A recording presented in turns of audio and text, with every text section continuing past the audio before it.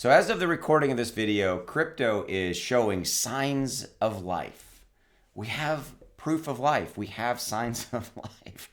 And this all turned yesterday, kind of late in the afternoon, evening. I was like, cool. At least it's not freaking red. Don't you agree? I mean, yeah. Okay. So right here, right now, crypto is 2.12 trillion, up 1%. Okay. We're going to look at Bitcoin and Ethereum, both in the last 24 hours, 0.1, 1.7, both flat really in the last hour after recording this video.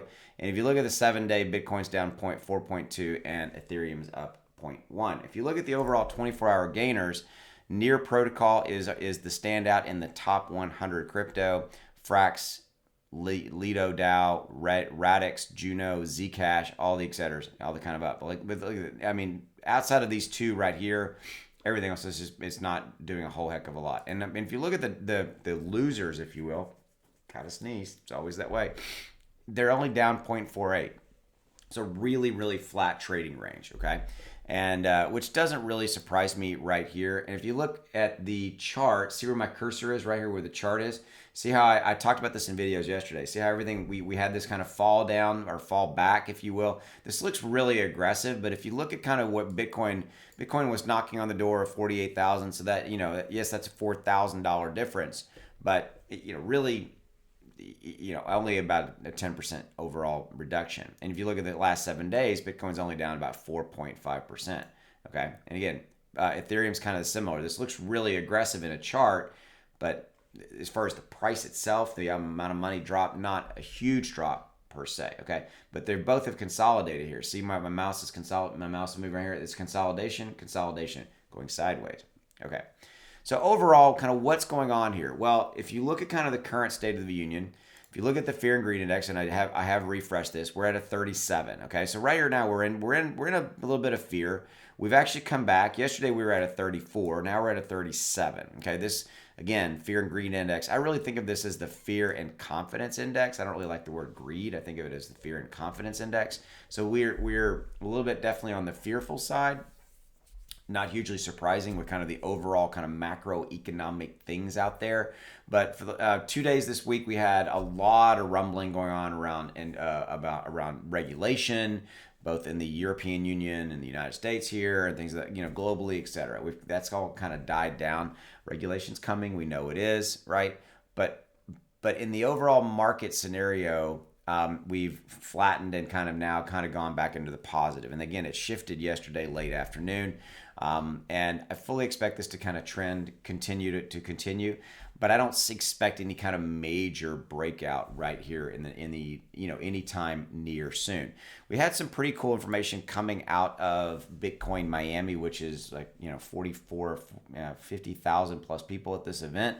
Bitcoin Miami, basically Jack Mahler, who is of Strike, announced that Bitcoin is now going to be available to be via the Lightning Network, which is a payment network, integration, a layer 2 payment network, if you will, to over 400,000 storefronts in all U.S. Shopify sites. This is a big deal, including McDonald's, Walmart, Starbucks, things like that. Now you can pay for things using crypto, Bitcoin, right? This in and of itself has not had a positive impact per se on Bitcoin right here. I can see this. I mean, Bitcoin's, again, flat.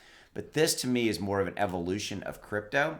And it's a major, major stepping stone, basically setting the stage for allowing crypto to be used to pay for things every day. It doesn't mean everybody's going to rush out to tomorrow and use Bitcoin or other crypto to pay for things. That's not my point. My point is it's the beginning.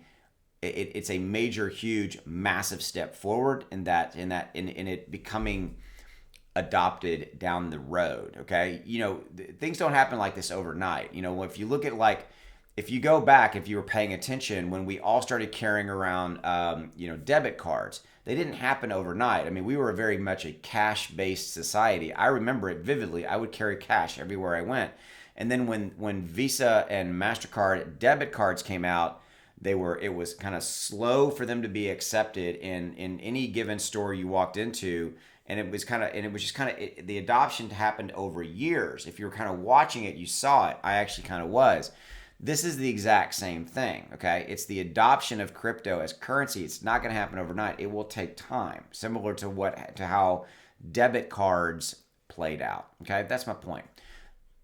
But bringing this back to kind of the overall broader market conditions, that's a really cool piece of information coming out of Bitcoin Miami. And beyond that, it will take years for the market cap for crypto to go up. That's cool. I'm here for the ride. I love this every single day being in this game. It's awesome. And it's going to be fun to watch. So that's what I got for you. If you dug this content, please consider subscribing. Stick around.